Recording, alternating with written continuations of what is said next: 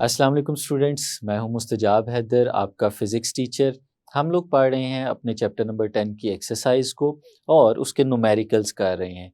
कुछ न्यूमेरिकल्स हम previous lectures में कर चुके हैं, जो रिमेनिंग न्यूमेरिकल्स हैं हम आज के लेक्चर में उन्हें कंप्लीट करेंगे और अच्छे से अंडरस्टैंड करेंगे सारे कॉन्सेप्ट्स को। तो चलें, चलते हैं अपने वाइट बोर्ड की तरफ और अपने न्यूमेरिकल्स का आगाज़ करते हैं। सेवन्थ न्यूमेरिकल हमारी एक्सरसाइज का स्टूडेंट्स स्टेटमेंट आपके सामने लिखी है 10.7। Sodium light of wavelength 589 nanometre is used to view an object under a microscope. If the aperture of the objective is 0.90 centimeter, find the limiting angle of resolution using visible light of any wavelength. What is the maximum limit of resolution for this microscope. Students, बहुत सादा सा simple सा question है। जो चीज़ें यहाँ पे given है हम सबसे पहले वो लिख लेते हैं। यहाँ पे गिवन डेटा, जो डेटा हमें गिवन है उसमें सबसे पहली चीज़ जो है वो है wavelength of sodium light.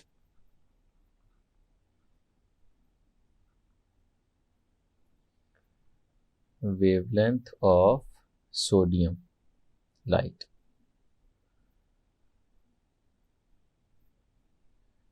Wavelength of sodium light. और स्टूडेंट्स, हमें पता है कि वेवलेंथ को हम लोग रिप्रेजेंट करते हैं लैम्डा के साथ और इसकी वैल्यू है 589 नैनोमीटर। और इसे हमने अगर मीटर में कन्वर्ट करना हो तो ऐसे भी लिखा जा सकता है, lambda is equal to 589 into 10⁻⁻⁹ metre. तो ये स्टूडेंट सबसे पहली चीज़ वेवलेंथ ऑफ लाइट हम लोगों ने यहाँ पे लिख ली। उसके बाद कह रहे हैं if the aperture of the objective is 0.9। तो अपर्चर भी गिवन है हमारे पास, वो भी लिख लेते हैं। अपर्चर ऑफ द ऑब्जेक्टिव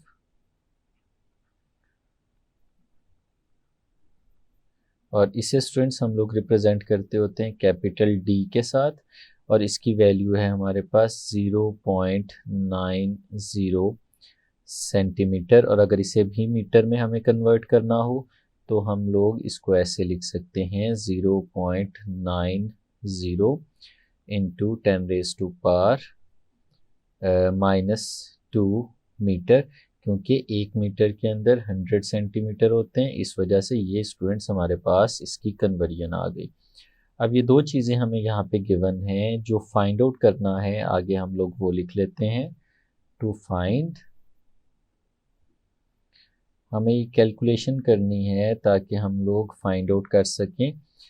पहली चीज़, using visible light of any wavelength find the limiting angle of resolution. पहली चीज़ जो हमें फाइंड आउट करनी है वो limiting angle of resolution find out करना है। Limiting angle of resolution.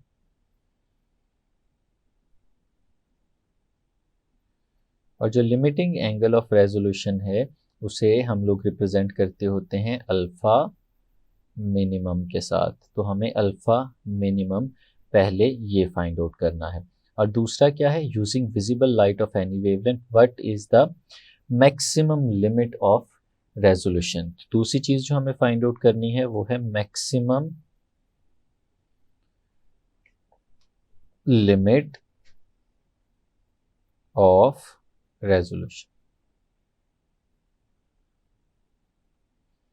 Maximum limit of resolution हमें ये फाइंड आउट करनी है, यानी अल्फ़ा मिनिमम की वो वैल्यू फाइंड आउट करनी है जो वो मैक्सिमम हमें दे रही होगी। तो स्टूडेंट्स, कैलकुलेशंस की तरफ चलते हैं आगे।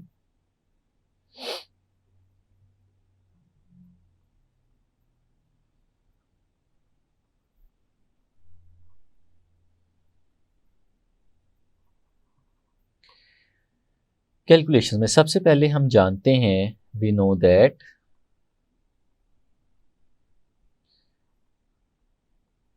दैट हमारे पास जो अल्फ़ा मिनिमम होता है इसका फॉर्मूला है alpha minimum is equal to 1.22 lambda divided by D.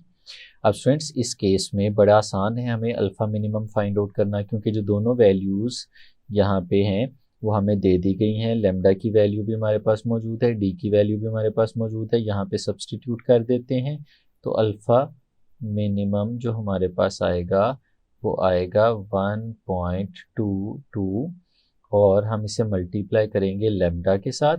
Lambda की वैल्यू है हमारे पास 589 इंटू 10⁻⁻⁹ और इसे डिवाइड करेंगे डी के साथ जो कि वैल्यू है 0.90 into 10⁻⁻²।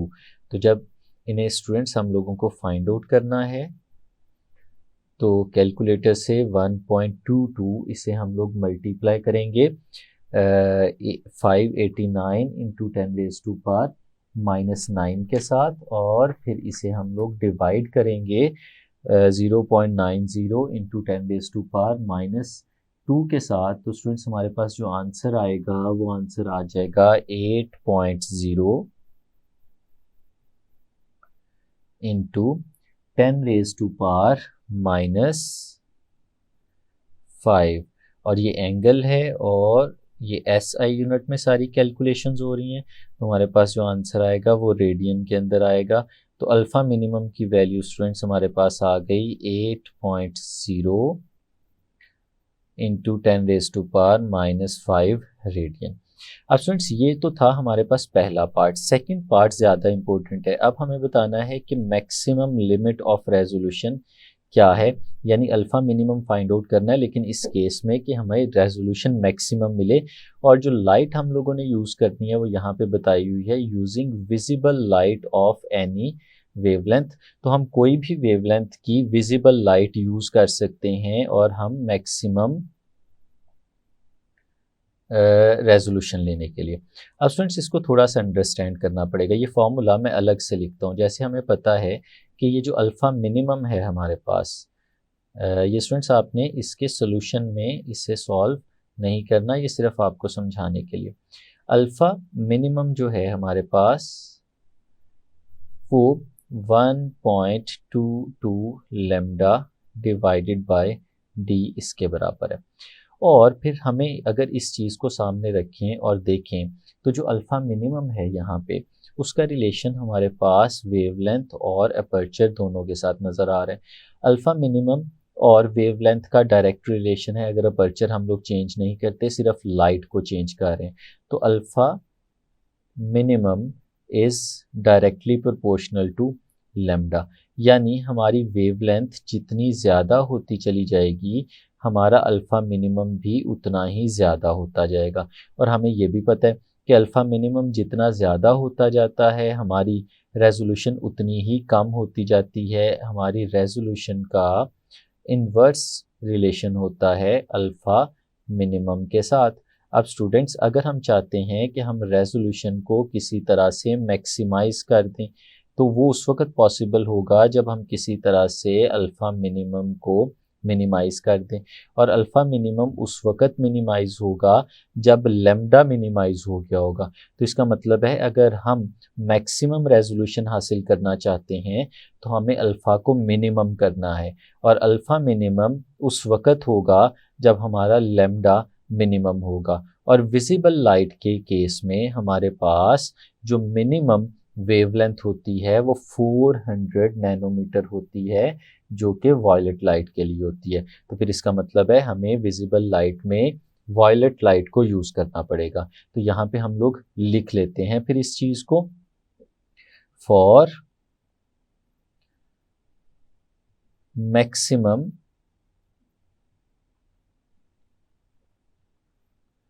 Limit of resolution for maximum limit of resolution alpha minimum should be minimum, alpha की वैल्यू जो है वो मिनिमम होगी and it will be for violet light in visible range। और फिर इसका मतलब है हमारे पास जो लैम्डा की वैल्यू इस केस में आएगी हम उसे लैम्डा प्राइम का नाम दे देते हैं और वो जो वैल्यू है वो होगी 400 नैनोमीटर, यानी हमने विजिबल लाइट में से वो वाली लाइट ले ली जिसकी वेवलेंथ सबसे कम है और सबसे कम जो है 400 नैनोमीटर होती है। तो हम इसे ऐसे भी लिख सकते हैं 400 इंटू 10⁻⁻⁹ मीटर। तो स्टूडेंट्स अब हम अल्फ़ा मिनिमम फाइंड आउट करेंगे इस वेवलेंथ के लिए। तो हम लोग फॉर्मूले को दोबारा लिख लेते हैं।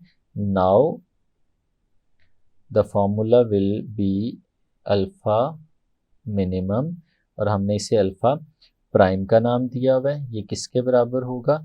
ये उसी के बराबर होगा 1.22 lambda prime divided by D. इसमें स्टूडेंट्स हम लोगों ने डी के साथ प्राइम नहीं लगाया क्योंकि इसे हमने कांस्टेंट रखा हुआ है, अपर्चर चेंज नहीं कर रहे, सिर्फ हम लोग लाइट चेंज कर रहे हैं। तो वैल्यूज़ हम लोग सब्सटीट्यूट कर देते हैं यहाँ पे। तो अल्फ़ा मिनिमम हमारे पास आएगा 1.22 लैम्डा प्राइम और लैम्डा प्राइम की जो यहाँ पे वैल्यू है वो हम सब्सटीट्यूट कर देते हैं 400 इंटू 10⁻⁹ और इसे हम लोग डिवाइड करेंगे डी के ऊपर और डी की वैल्यू जो है हमारे पास है 0.90 इंटू 10⁻⁻² और फिर स्टूडेंट्स जब इसे सॉल्व करेंगे हम लोग 1.22 को मल्टीप्लाई करेंगे 400 इंटू 10⁻⁹ और डिवाइड करेंगे 0.90 इंटू 10⁻⁻² तो हमारे पास आंसर आ जाएगा 5.4 इंटू 10⁻⁻5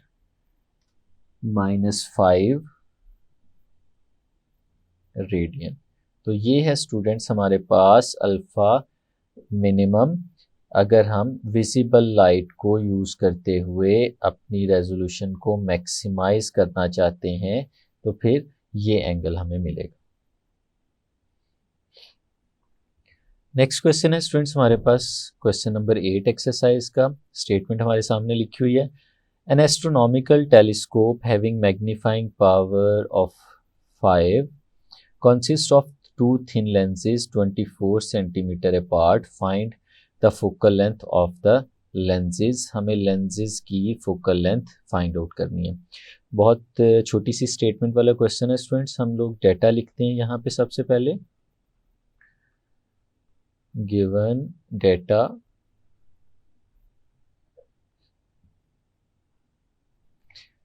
पहले जो हमें चीज़ बताई गई है वो बताई गई है मैग्नीफाइंग पावर, मैग्निफिकेशन बता दी गई है हमें कितनी है वो लिख लेते हैं हम लोग यहाँ पे।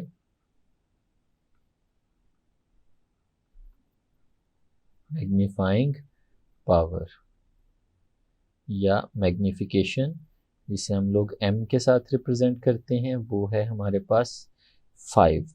दूसरी चीज़ जो हमें बताई गई है वो है separation between the lenses.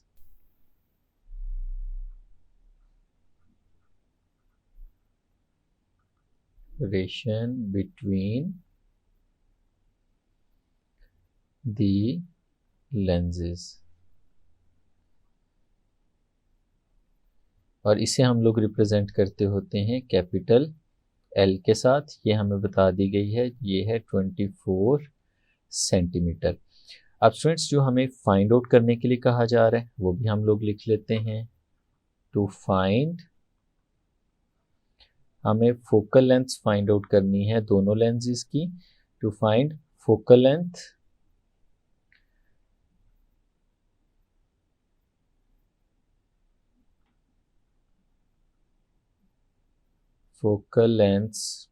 of objective and eyepiece।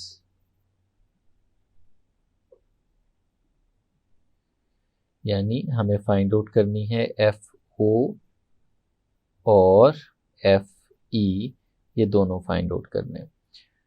तो स्टूडेंट्स किस तरह से फाइंड आउट कर सकते हैं उसकी तरफ चलते हैं कैलकुलेशंस में।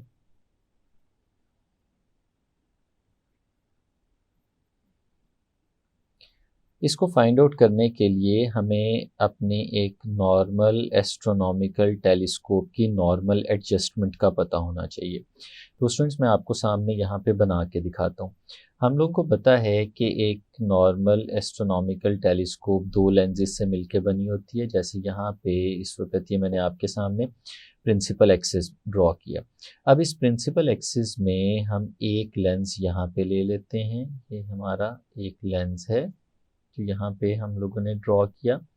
और हमें पता है कि ये किसी भी ऐसे ऑब्जेक्ट को के लिए यूज़ होता है जो ऑब्जेक्ट काफ़ी फासले पे मौजूद हो, और वहाँ से जो रेज़ ऑफ लाइट आती हैं वो पैरेलल होती हैं। जैसे हम ये देख रहे हैं कि ये पैरेलल रेज़ ऑफ लाइट हमारे लेंस तक पहुँचती हैं और फिर लेंस इनको एक पॉइंट पे फोकस करके इनका एक इमेज क्रिएट कर देता है। लेट्स सपोज यहाँ पे जो इमेज है वो इस जगह पे बन रहा है, और ये जो इमेज हमारा यहाँ पे बनता है हम इसमें एक और लेंस को शामिल करते हैं मैग्नीफाई करने के लिए। और वो जो लेंस है उसकी फोकल लेंथ रिलेटिवली कम होती है, और हम इसको इस तरह से एडजस्ट करते हैं कि हमारे पास ये जो इमेज है वो एग्जैक्टली हमारे इस अगले वाले लेंस की फोकल लेंथ के ऊपर आ जाए, और फिर हमारे पास जो इसका इमेज बनता है वो इन्फिनिटी के ऊपर बनता है कि यहाँ से फिर अगर रेज ऑफ लाइट पास करती हैं तो वो पास करने के बाद पैरेलल रेज की फॉर्म में चली जाती हैं, और हमारे पास जो इमेज बनेगा वो इन्फिनिटी पे बन जाता है। अब इसमें जो ये नॉर्मल एडजस्टमेंट है ये हमें क्यों समझना ज़रूरी है, क्योंकि हमारे पास यहाँ से लेके यहाँ तक ये जो फासला है, यानी हमारे इमेज ने जो हमारे लेंस के साथ डिस्टेंस बनाया है वो डिस्टेंस इसकी फोकल लेंथ के बराबर होता है। यानी ये FO है ऑब्जेक्टिव की फोकल लेंथ। और इसी तरह से क्योंकि हम लोगों ने इसको रखा ही उस जगह पे है कि ये हमारे दूसरे वाले आईपीस की लेंस की फोकल लेंथ के ऊपर आए, तो ये FE के बराबर हो जाता है। तो अगर हम इन दोनों लेंसेज के दरमियान डिस्टेंस की बात करें, जिसे हम लोग कैपिटल L के साथ रिप्रेजेंट कर रहे हैं, सेपरेशन बिटवीन द लेंसेज, ये इक्वल होती है FO प्लस FE के। तो स्टूडेंट्स ये चीज़ आपको पता होनी चाहिए कि जब भी नॉर्मल एडजस्टमेंट ऑफ टेलीस्कोप की बात हो तो उसके अंदर हमारे पास सेपरेशन बिटवीन द लेंसेज दोनों लेंसेज की इंडिविजुअल फोकल लेंथ्स के सम के इक्वल होती है। तो ये रिलेशन हमें यहाँ पे यूज़ करेंगे, फिर हम अपनी कैलकुलेशंस कर सकते हैं। तो स्टूडेंट्स यहाँ पे हम लोग मैग्नीफिकेशन और इस फॉर्मूले को इकट्ठा यूज़ करेंगे। वी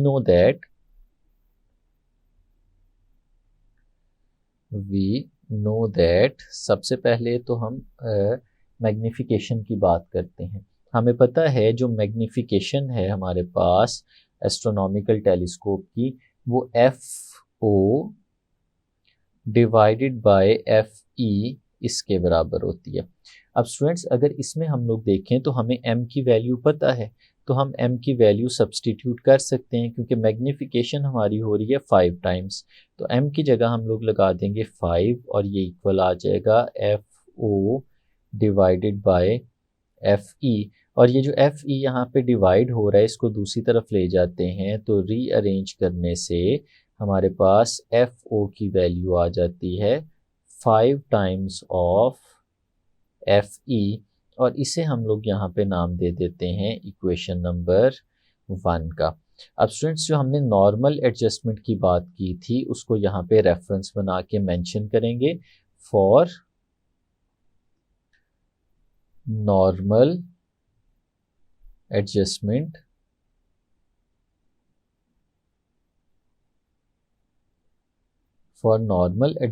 हम लोग जानते हैं कि L is equal to F O plus F E इसके बराबर होता है।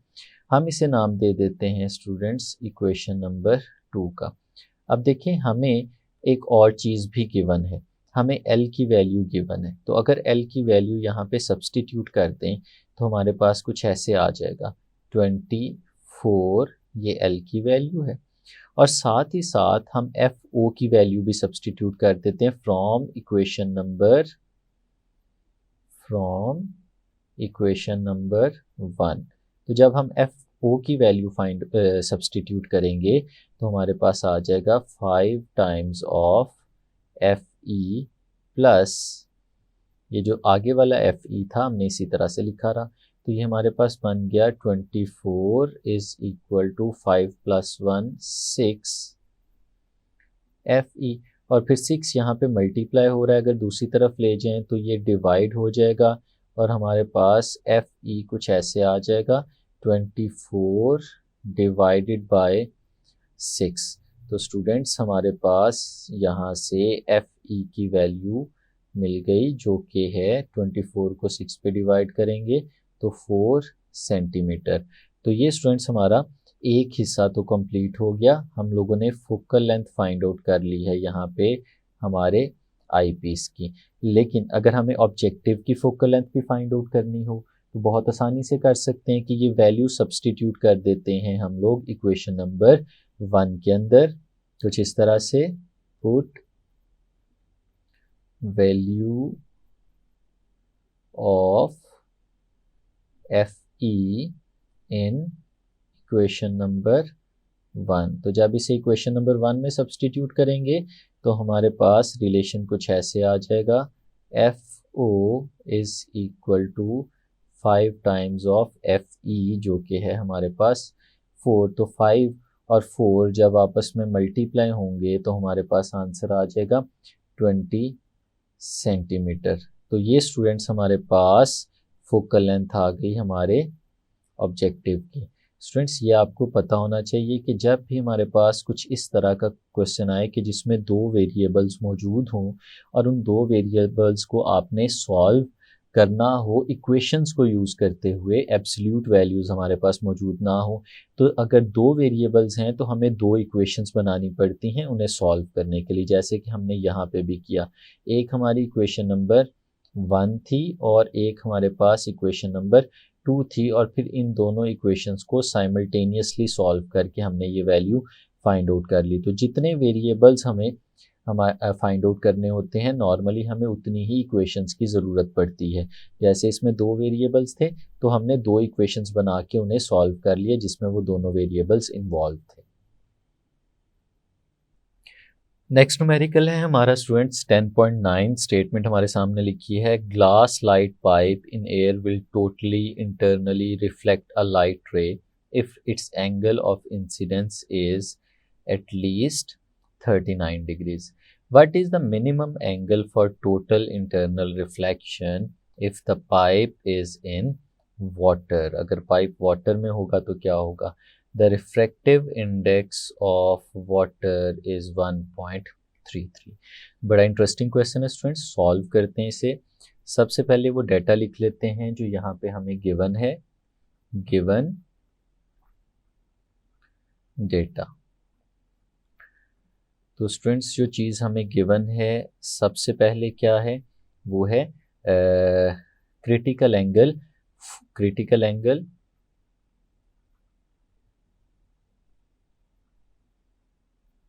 ये उस वक्त क्रिटिकल एंगल हमें दिया गया है जब हमारे पास जो इंटरफेस बन रहा है वो ग्लास और एयर का बन रहा है। क्रिटिकल एंगल थीटा सी के साथ रिप्रेजेंट किया जाता है और ये है हमारे पास इस वक्त 39 डिग्रीज। और स्टूडेंट्स ये किसके लिए है ये भी हमें यहाँ पे मेंशन करना चाहिए। ये है हमारे पास ग्लास एयर बाउंड्री के लिए।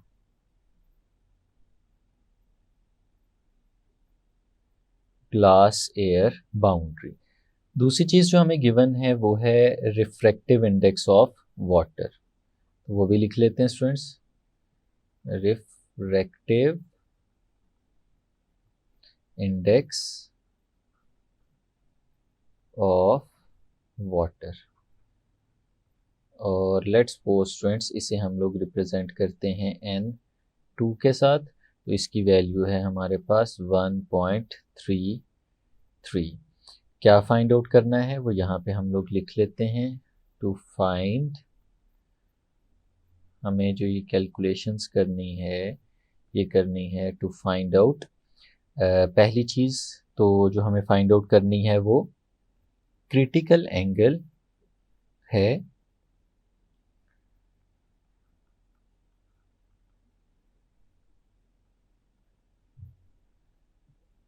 थीटा सी, लेकिन ये थीटा सी हम थीटा सी प्राइम कह देते हैं। और ये हमें किसके लिए फाइंड आउट करना है, ये हमें फाइंड आउट करना है स्टूडेंट्स यहाँ पे ग्लास वाटर बाउंड्री के लिए।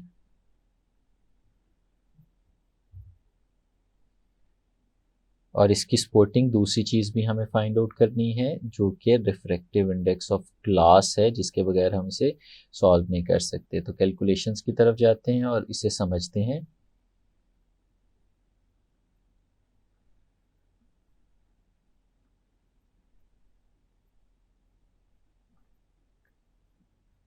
स्टूडेंट्स इस तरह से हमें कहा जा रहा है, लेट्स सपोज कंसीडर करें कि यहाँ पे ये हमारे पास एक ग्लास का बना हुआ पाइप है, और इस ग्लास के बने हुए पाइप को हम लोगों ने रखा हुआ है एयर के अंदर, यानी बाहर हमारे पास यहाँ पे एयर है और ये ग्लास का पाइप है।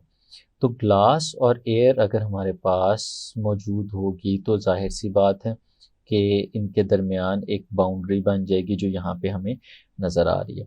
अब स्टूडेंट्स वो इस तरह से है कि लेट्स सपोज यहाँ से एक रे ऑफ लाइट आती है और वो इस ग्लास और एयर की बाउंड्री के ऊपर फॉल करती है, और फिर ये फॉल करने के बाद ये जो नॉर्मल हमें यहाँ पे नज़र आ रहा है इसके साथ 90 का एंगल बनाते हुए आगे की तरफ चली जाती है। अब इसका मतलब है जब ये 90 का एंगल बना के यहाँ से नॉर्मल के साथ आगे की तरफ जा रही होगी, तो ये जिस एंगल पे यहाँ पे इंसिडेंट हुई थी वो एंगल क्रिटिकल एंगल कहलाएगा हमारे पास। इसे हम लोग नाम दे सकते हैं थीटा सी का, ये हमारा क्रिटिकल एंगल होगा। अब अगर हम ग्लास के जो यहाँ पे मौजूद है इसके रिफ्रैक्टिव इंडेक्स को n के साथ रिप्रेजेंट कर दें, और ये जो एयर हमारे पास बाहर नज़र आ रही है इसके रिफ्रैक्टिव इंडेक्स को n1 के साथ रिप्रेजेंट कर दें, तो स्टूडेंट्स हम लोगों ने पढ़ा था स्नेल्स लॉ, तो वो यहाँ पे लिखते हैं according to Snell's law.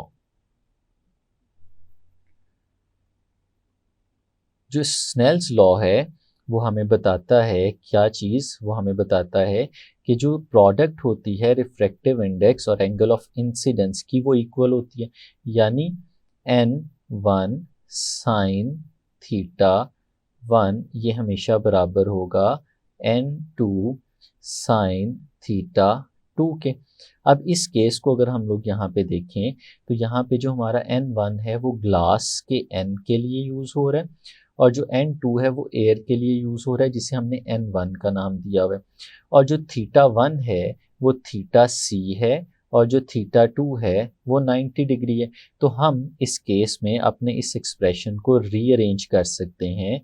For this specific case we can say that n sine theta C is equal to n1 sine 90 degrees. और स्टूडेंट्स एक चीज़ हमें और भी याद होनी चाहिए कि जो रिफ्रैक्टिव इंडेक्स ऑफ एयर है वो हमेशा 1 होता है। ये क्वेश्चन में गिवन हो या ना गिवन हो हमें इसको याद रखना है। तो हम यहाँ पे लिख लेते हैं we know that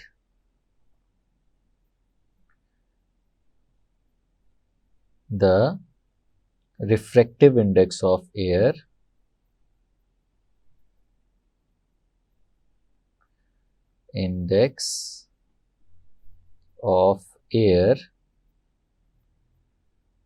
is 1। Refractive index of air 1 होता है, यानी यहाँ पे हमने उसे N1 का नाम दिया और N1 की वैल्यू यहाँ पे हमारे पास 1 होगी। तो स्टूडेंट्स फिर हमारी जो इक्वेशन है वो चेंज हो जाएगी, जिसके अंदर हमारे पास वैल्यूज़ मौजूद हैं n, और साथ में हम लोग लिखते हैं साइन थीटा सी, और थीटा सी की वैल्यू है हमारे पास 39 डिग्रीज, और ये किसके बराबर है n2। और जो n2 है यहाँ पे हमारे पास इस केस में उसे हमने n1 कहा हुआ था, और n1 यहाँ पे यूज़ हो रहा है एयर के लिए, और इसकी वैल्यू है हमारे पास 1। तो वो वैल्यू यहाँ पे सब्सटीट्यूट कर देते हैं, और ये मल्टीप्लाई किससे हो रहा है, ये मल्टीप्लाई हो रहा है साइन 90 डिग्रीज के साथ। और फिर स्टूडेंट्स यहाँ से हम n की वैल्यू फाइंड आउट कर सकते हैं, यानी हमारे पास जो ग्लास है उसका रिफ्रैक्टिव इंडेक्स क्या आएगा, n is equal to 1 into sine 90, 1 इसी तरह से लिखा रहा, और साइन 90, और साइन 90 भी हमें पता है कि वो 1 के इक्वल होता है, और ये दोनों जो हैं हमारे पास डिवाइड हो जाएंगे साइन 39 डिग्रीज। तो स्टूडेंट्स जब हम इसे सॉल्व करते हैं तो हमें n की वैल्यू मिल जाती है, और इस केस में जो हमारे पास n की वैल्यू आ रही है वो है 1.59। तो ये है स्टूडेंट्स हमारे पास रिफ्रैक्टिव इंडेक्स ऑफ ग्लास। इस ग्लास के रिफ्रैक्टिव इंडेक्स को अब हम लोग यूज़ कर सकते हैं, और यूज़ करके हम लोग फाइंड आउट कर सकते हैं जो हमसे पूछा गया। पूछा क्या गया है कि ये जो ग्लास हमारे पास यहाँ पे मौजूद था जिसे हमने एयर में रखा हुआ था, हम इस ग्लास को उठाते हैं और ग्लास को उठाने के बाद वाटर के अंदर प्लेस कर देते हैं। लेट्स सपोज स्टूडेंट्स ये हमारे पास एक कंटेनर है, जिस कंटेनर के अंदर वाटर है, और हमारे पास जो पाइप यहाँ पे मौजूद था, ये जो पाइप है इसको इस तरह से हम प्लेस कर देते हैं यहाँ पे वाटर के अंदर। अब जब वाटर के अंदर ये पाइप आ जाएगा तो इस केस में अब हमारे पास जब लाइट आएगी तो जो इंटरफेस हमें यहाँ पे मिल रहा है वो ग्लास और वाटर का इंटरफेस मिल रहा है। ये हमारे पास वाटर है और ये ग्लास है, तो जब लाइट यहाँ पे आएगी तो फिर वो जिस बाउंड्री से टकराएगी वो वाटर और ग्लास की बाउंड्री होगी। तो इस केस में हम स्नेल्स लॉ दोबारा से यहाँ पे लगाएंगे। तो हम लिखते हैं फॉर ग्लास वाटर बाउंड्री। अब इस केस में हमें पता है जो हमारे पास ग्लास है उसके रिफ्रैक्टिव इंडेक्स को हम लोगों ने n के साथ रिप्रेजेंट किया हुआ है, और यहाँ पे जो हमारे पास एंगल होगा उस एंगल को हम लोग थीटा कह लेते हैं। और इसी तरह से हमारे पास जो बाहर वाटर है, अब जो वाटर का रिफ्रैक्टिव इंडेक्स है यहाँ पे उसे हम लोगों को नाम देना चाहिए n2 का, और यहाँ पे जो थीटा होगा हम उसे भी थीटा 2 का नाम दे देते हैं। तो हमारे पास जो स्नेल्स लॉ है अगर हम उसको यहाँ पे अप्लाई करते हैं, अब n और थीटा 2 के लिए अप्लाई करेंगे तो कुछ इस फॉर्म में आ जाएगा, n sine theta is equal to n2 sine theta 2। अब स्टूडेंट्स हमें यहाँ पे क्या फाइंड आउट करना है, थीटा सी। अगर क्रिटिकल एंगल हमें फाइंड आउट करना है तो हम ऐसे लिख सकते हैं n साइन थीटा सी, और स्टूडेंट्स n2, और जो एंगल ऑफ रिफ्रैक्शन यहाँ पे होगा हमें पता है फिर वो 90 डिग्रीज हो जाना चाहिए। तो फिर स्टूडेंट्स अगर हमें यहाँ पे sine theta C find out करना है तो हम ऐसे लिख सकते हैं sine theta C is equal to n sine 90, और इसे हम लोग डिवाइड कर देंगे ये n से जो इस तरफ पड़ा हुआ था यहाँ पे ये जो राइट साइड पे हमारे पास है ये N2 है, क्योंकि हम ये वाटर के रिफ्रैक्टिव इंडेक्स की बात कर रहे हैं, तो यहाँ पे भी हमारे पास N2 लिखा होना चाहिए। तो हम लोग इसको फिर ऐसे लिख सकते हैं, एक दफ़ा फिर हम लिख लेते हैं, sine theta C is equal to N2, और साइन 90 जो है हमारे पास वो 1 होता है डिवाइडेड बाय N। तो हम इन वैल्यूज़ को अब सब्सटीट्यूट कर सकते हैं। तो साइन थीटा सी जो हमारे पास आएगा, N2 की वैल्यू हमें गिवन है 1.33, और N की वैल्यू भी हमें गिवन, हमने फाइंड आउट कर ली है, जो कि है 1.5 और 9। तो स्टूडेंट्स फिर हम इस रेशो को निकाल सकते हैं, और थीटा साइन के इन्वर्स से हमें मिलेगा कुछ इस तरह से, theta C is equal to sine inverse, और इस केस में अगर 1.33 और 1.59 को डिवाइड करते हैं तो हमारे पास आंसर आ जाता है 0.84। तो थीटा जो हमारे पास आ रहा है वह sign inverse 0.84।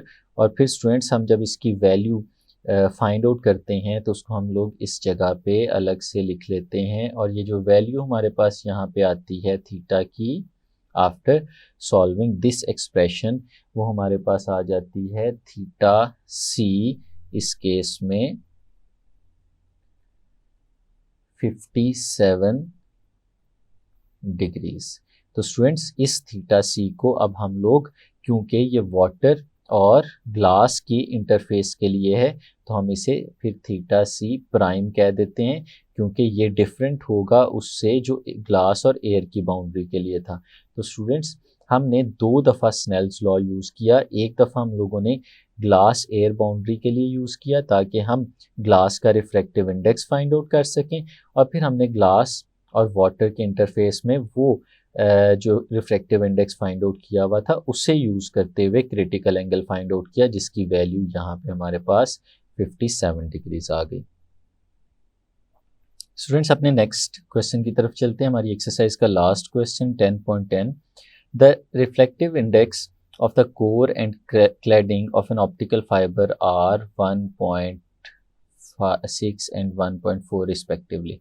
Calculate the critical angle for the interface किसके लिए, and the maximum angle of incidence in air of a ray which enters the fiber and is incident at the critical angle on the interface. बड़ा interesting question है students. पहले हम इसका data लिख लेते हैं, गिवन डेटा जो data given है स्टूडेंट्स वो क्या है कि refractive index of core and cladding. तो हम लिख लेते हैं रिफ्रैक्टिव इंडेक्स ऑफ कोर, इसे स्टूडेंट्स नाम दे देते हैं N1 का, और इसकी वैल्यू है 1.6, और फिर रिफ्रैक्टिव इंडेक्स ऑफ क्लैडिंग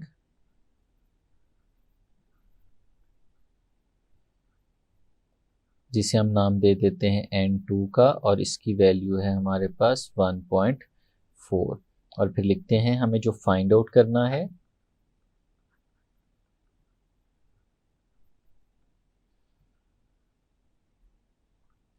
दो चीज़ें स्टूडेंट्स हमें फाइंड आउट करनी है, critical angle for core cladding interface. पहली चीज़ जो हमें फाइंड आउट करनी है वो है critical angle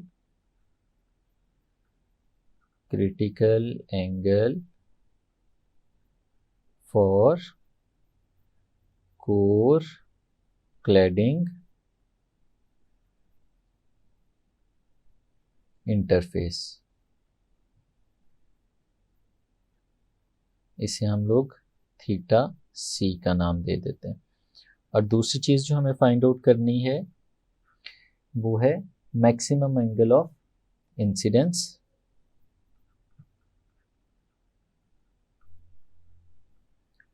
maximum angle of incidence, जिसे हम लोग थीटा प्राइम का नाम दे देते हैं, ये हमें फाइंड आउट करना है। तो स्टूडेंट्स, ऑप्टिकल फाइबर का थोड़ा सा हमें यहाँ पे रिव्यू पता होना चाहिए। हमने देखा था कि एक ऑप्टिकल फाइबर जो हमारे पास होता है उसके सेंटर में कोर होता है, जैसे यहाँ पे इसमें हम लोग ड्रॉ कर रहे हैं, ये कोर है। और इस कोर के बाहर हमारे पास एक और लेयर होती है जो कि क्लैडिंग होती है, यानी इसके बाहर यहाँ पे हम देखें तो एक कवरिंग और है जिसने इसको हर डायरेक्शन से कवर किया हुआ है। ये स्टूडेंट्स हमारे पास इसके बाहर क्लैडिंग मौजूद होती है। अब हमें क्या बताया गया है, इस कोर का रिफ्रैक्टिव इंडेक्स क्या है जिसे हम लोगों ने N1 का नाम दे दिया, और इस क्लैडिंग का रिफ्रैक्टिव इंडेक्स क्या है जिसे हम लोगों ने N2 का नाम दे दिया। अब स्टूडेंट्स, हमें अगर यहाँ पे किसी लाइट को फॉल कराना है और हम चाहें कि वो टोटल इंटरनल रिफ्लेक्ट करे, तो लाइट यहाँ से आएगी, इस जगह पे टकराएगी, और टकराने के बाद अगर टोटल इंटरनल रिफ्लेक्शन की बात करें तो वापस अंदर आ जाएगी, और अगर क्रिटिकल एंगल की बात करें तो वो 90 डिग्रीज पे बिल्कुल सीधा आगे की तरफ चली जाएगी। तो ये स्टूडेंट्स यहाँ पे। अब कैलकुलेशंस में अगर हम लोग चलें तो जैसे हम लोगों ने अपने लास्ट क्वेश्चन को सॉल्व किया था, हम बिल्कुल उसी तरह से इसको सॉल्व कर सकते हैं। हमें पता है अकॉर्डिंग टू स्नेल्स लॉ,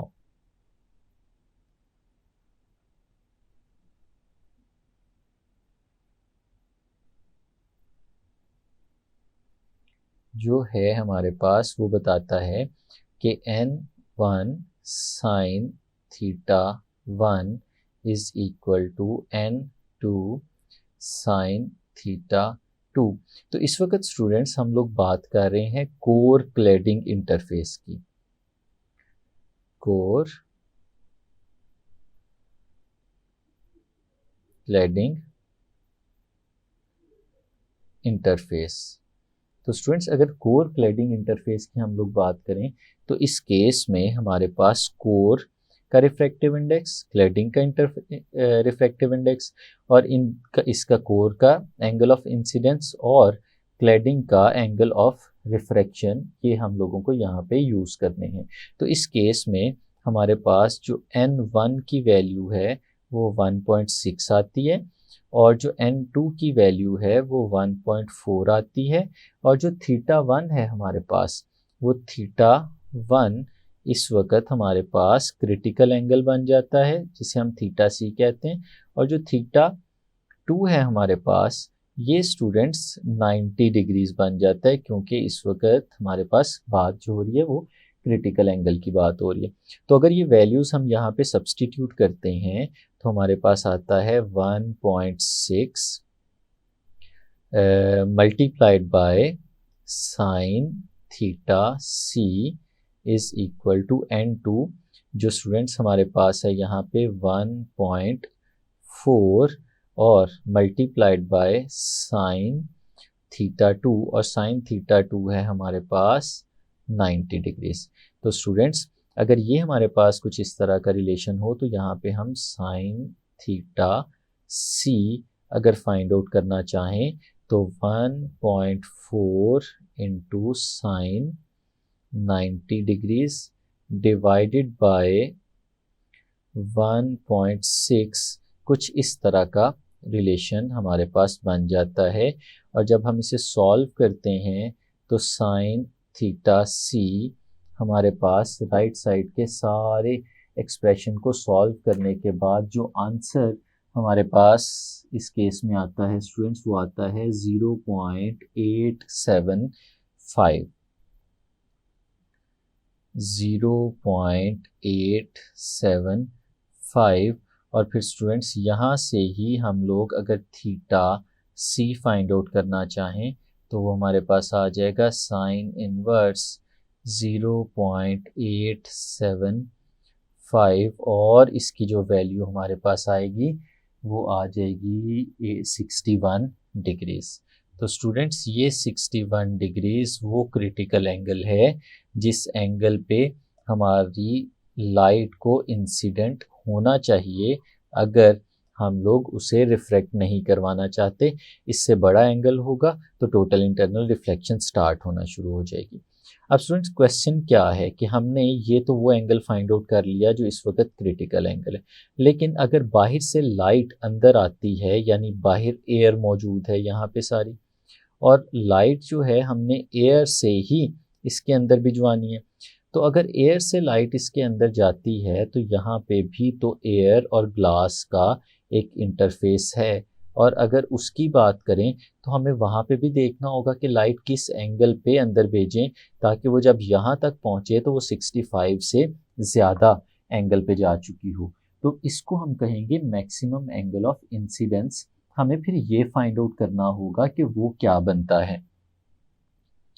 तो इसके लिए स्टूडेंट्स हम अपने बोर्ड को इरेज करते हैं और इस फिगर को ज़रा डिटेल में बना के साथ में समझते हैं। तो स्टूडेंट्स ये देखें ज़रा, अब इसके अंदर लेट्स सपोज हमारे पास ये है जी हमारा ऑप्टिकल फाइबर, और इस ऑप्टिकल फाइबर में ये जो हमें नज़र आ रहा है ये इसका वो इंटरफेस है जहाँ से लाइट ने एंटर होना है। अब अगर हम एक रे ऑफ लाइट लेते हैं स्टूडेंट्स और हम उस रे ऑफ लाइट को इसके अंदर एंटर कराते हैं एक ख़ास एंगल पे, तो स्टूडेंट्स ये अगर हम परपेंडिकुलर की बात करें तो ये नॉर्मल लाइन है, यहाँ से हमारी जो रे ऑफ लाइट है वो आएगी आगे और उसका एंगल चेंज हो जाएगा। अब इस जगह पे ये हमारे पास एक और इंटरफेस है, ये जो इस वक्त हमें यहाँ पे नज़र आ रहा है ये वाला पॉइंट, ये है हमारा एयर और ग्लास का इंटरफेस। और हमने जैसे अभी पिछली फिगर में देखा था कि इसके ऊपर यहाँ पे ये क्लैडिंग भी मौजूद है, तो ये जो रीजन हमें नज़र आ रहा है ये हमारे पास कोर और क्लैडिंग इन दोनों का इंटरफेस है। और हमने देखा कि यहाँ पे इस जगह पे जो एंगल है हमारे पास वो 61 डिग्रीज होना चाहिए क्रिटिकल एंगल, इससे छोटे एंगल पे टोटल इंटरनल रिफ्लेक्शन नहीं होगी। अब स्टूडेंट्स हमें यहाँ पे इस चीज़ को देखना है, अगर हम इस एंगल की बात इस कर रहे हैं ये 61 है, तो स्टूडेंट्स ये वाला एंगल हमारे पास ये जो यहाँ पे मौजूद है इसकी वैल्यू क्या होगी हमें ये भी फाइंड आउट करनी चाहिए। अब अगर हम इसको फिगर में देखें तो ये जो टोटल एंगल हमें यहाँ से यहाँ तक नज़र आ रहा है ये तो 90 डिग्रीज है, तो अगर हमें ये दूसरा एंगल फाइंड आउट करना हो तो 90 में से अगर हम लोग 61 को सब्ट्रैक्ट करें तो हमें ये एंगल मिल जाता है, और इस एंगल को हम लोग यहाँ पे नाम दे देते हैं θ2 प्राइम। तो फ्रॉम द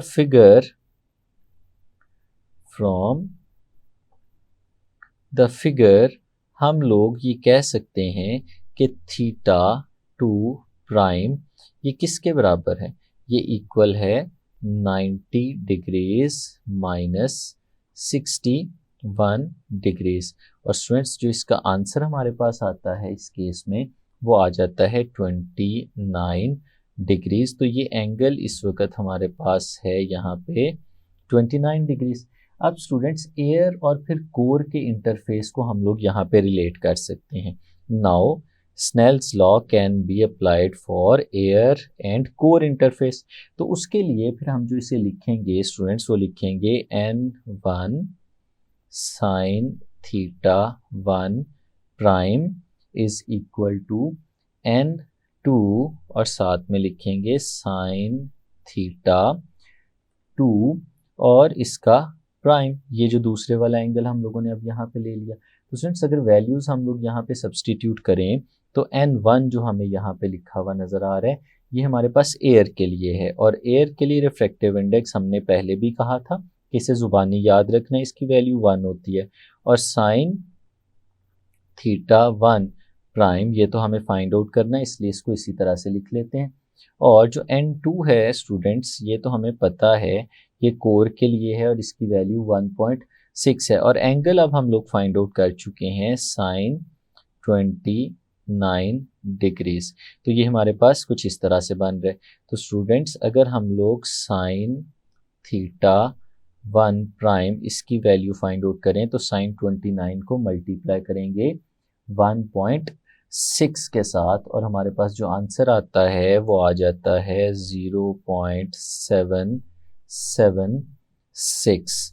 और फिर यहाँ से अगर हम लोग फाइंड आउट करना चाहें थीटा 1 प्राइम, तो स्टूडेंट्स हमारे पास आएगा साइन इनवर्स 0.776 और साइन इनवर्स के बाद जो हमारे पास आंसर आएगा यहाँ पे वो थीटा 1 प्राइम, वो आ जाएगा स्टूडेंट्स 51 डिग्रीज। तो स्टूडेंट्स ये वो एंगल है जिस एंगल पे हमारी लाइट को क्रिटिकल एंगल अटेन करने के लिए एयर और कोर की क्लैडिंग पे फॉल करना चाहिए।